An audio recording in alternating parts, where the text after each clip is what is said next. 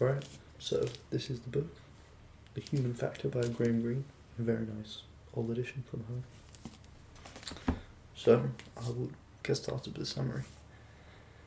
But first, a little summary without any spoilers, in case you want it. A leak of relatively unimportant information is traced back to a small subsection of SAS, or MI6. That section, 6A, has a small cast of characters. First, there's Maurice Castle, an older officer who served in South Africa and returned from there with a number of scars and discoveries that are slowly unravelled through the book. Then there's the secretary Cynthia and her adorer, Mr. Davis, another younger officer, less experienced and with less responsibility, but who's good friends with Maurice and his wife Sarah and son Sam. A security check is mounted to investigate the source of the leak, which is led by the distant and slightly sad figure of Colonel Daintree, a security man within SAS with a strange and almost cold relationship with his family and familiars. Amidst the tension of this investigation, our characters emerge, with another entering in.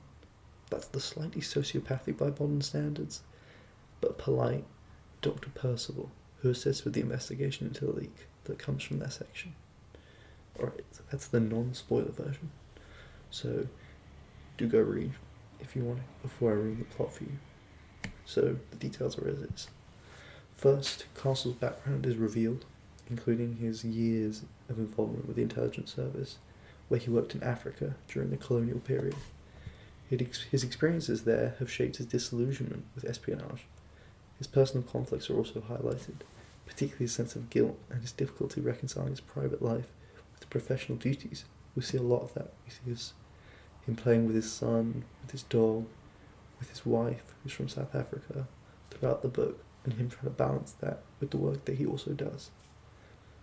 The central part of the book, by volume, is the course of the investigation, which MI6 begins to suspect that there's a mole within their ranks, someone leaking sensitive information to the Soviets.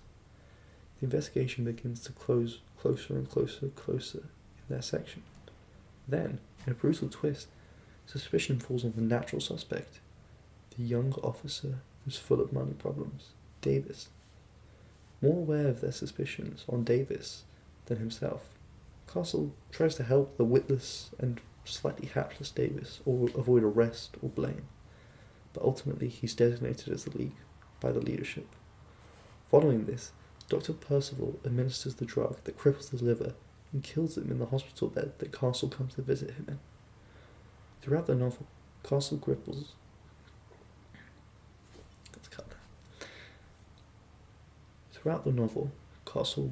with the feelings of guilt, fear of exposure, and the emotional toll of his actions. His relationship with his wife Sarah is tested as he struggles to keep his secret that he's the real leak from her, and this only worsens with the death of his friend Davis for his own crimes. The story culminates in Castle's decision to confront the consequences of his own actions. He faces the moral and emotional fallout from the betrayal and flees through a bookseller who he hasn't realised is his Soviet agent transmitting messages and has been for years.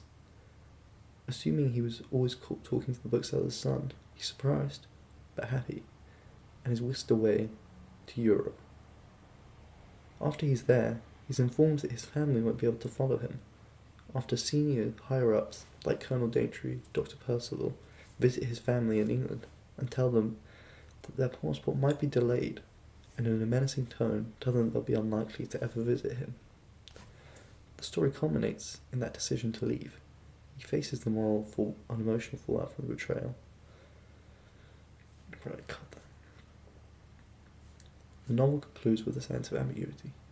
Castle's fate is uncertain. He's escaped, but without his family, that he so desperately craves. And the book ends by underscoring the moral complexities that he faces, and that all humans and people involved in this complex business of espionage face. The decision to betray his service is framed in this very light of how personal relationships and individual decisions play a pivotal role in the larger political games that they're a part of. So, Maurice Castle, a traitor himself. He works as an excellent vehicle for this story because of just how well Greene has written. He's a long-standing, grey and boring officer, so he's initially totally devoid of suspicion. Nobody suspects him at all. He's in good standing in the sort of men's club that is MI6 at the time, so he has lunch with senior higher-ups, including C, the head of MI6, so completely void of suspicion at the start. However, his personal complexities tangle him up in his work.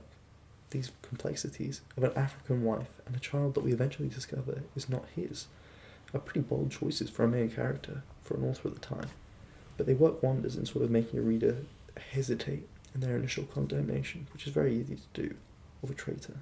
It makes the reader stop right before they're ready to condemn him and think another moment. For him, it's the human factor that decides his actions, and for Graham Greene, it's that human factor that determines the book. The context of this book provides a treasure trove of interesting reasons for the focus on this human factor that's at the heart of espionage for Greene. Perhaps most importantly is the experience of the author. Graham Greene himself worked in West Africa for the British government, inspiring another novel of his called The Heart of the Matter. Around this time, Greene became friends with one Kim Philby, aka the most famous traitor in the history of MI6. Despite Philby's betrayals leading to the executions of countless men and women, working for both MI6 and CIA, he remained friends with Philby after his betrayal and eventual escape. His experience with betrayal and the real people behind it don't necessarily leave him bitter, but realistic about the human reasons why people would choose to betray their country. After all, I think this book shows he realizes that's the business they're in the first place, and the moral complexities of condemning someone who betrays their own country become increasingly difficult. The human factor was for Graham Greene central to the people that inhabit this world, people who knew very well. There's a wider context too. Despite the personal reasons for betrayal for Castle, communism is still discussed as an idea for betraying to the Soviets. Castle is helped by a communist to escape South Africa, where he worked before and where he met his wife. They escaped from the South African secret police, which are amusingly named Boss, which is apparently the real name for them, which is kind of crazy. But yeah, the communists helped him escape from essentially racist police in South Africa, which sort of blends the appeal of communism with his personal struggles. And so for many people, especially at the time of this book's release, which is 1978, communism is still a big issue. So despite the human factor being the focus, communism as an ideology is still really important for the story. So, why read the human factor? Well, first off, there are 3 pretty strong reasons to do so. Alright, start again. So, why read the human factor? Well, there are 3 pretty strong reasons to do so. First, the book provides an insight into a Britain that's long gone by now, with MI6 still more of a boys' club than a professional agency, and Britain, throughout the book, pretty much still just a world of people with silly hats, walking sticks, strange stuff. Second, it's an excellent personal story, with characters that only grow in charm as the book goes on and we meet more of them. Thirdly, it's one of the best dives into that human factor that's so central to espionage. Its exploration of the moral conundrums that spies and officers face is excellent, and in terms of storytelling, it lacks nothing for focusing squarely on this. So why not give The Human Factor by Graham Greene a read?